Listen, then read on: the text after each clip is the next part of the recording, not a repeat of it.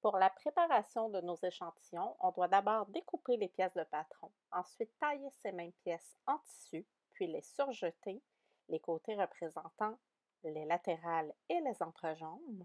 Après, assembler le devant et le dos endroit contre endroit à 1,5 cm, suivi du pressage des valeurs de couture ouvertes et surjeter l'ourlet en circulaire pour finalement presser cet ourlet à 4 cm. Afin de bien maintenir l'ourlet en place, nous allons utiliser 4 épingles. Les deux premières sont placées sur la couture latérale et l'entrejambe. Il est important lors de cette opération de bien positionner la couture d'ourlet alignée avec le reste de sa même couture. Les deux autres épingles sont placées à mi-chemin entre les précédentes afin de bien retenir l'ourlet. Il est nécessaire de prévoir une quantité de fil adéquate représentant généralement environ 1,5 fois la longueur de couture à réaliser. Pour la réalisation du nœud, après avoir enfilé votre aiguille, placez le bout du fil le plus long parallèlement à votre index, l'extrémité vers la paume de votre main et placez votre aiguille en X sur le fil. Refermez avec votre pouce, prendre le fil formant une loupe entre la pointe de votre aiguille et son champ, puis enroulez-le autour de votre aiguille. Plus vous ferez de tours, plus le nœud sera gros.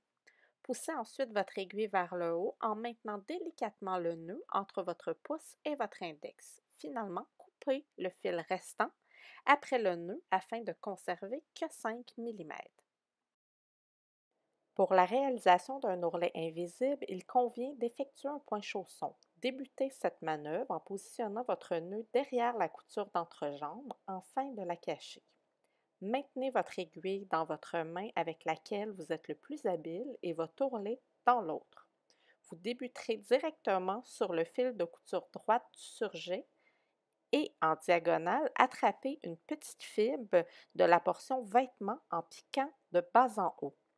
Puis encore, en diagonale, retournez sur le fil de couture droite du surjet, faire un petit point environ 7 à 8 mm plus bas que le point de départ, toujours en piquant de bas en haut. Répétez la manœuvre afin de couvrir entièrement la surface souhaitée.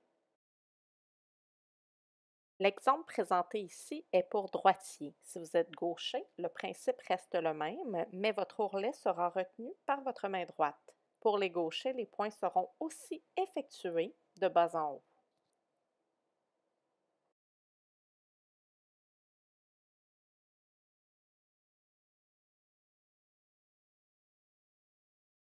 À la fin, effectuez un petit nœud solide mais discret, puis coupez votre fil. Voilà, votre ourlet est complété et il ne reste plus qu'à réaliser le pressage final.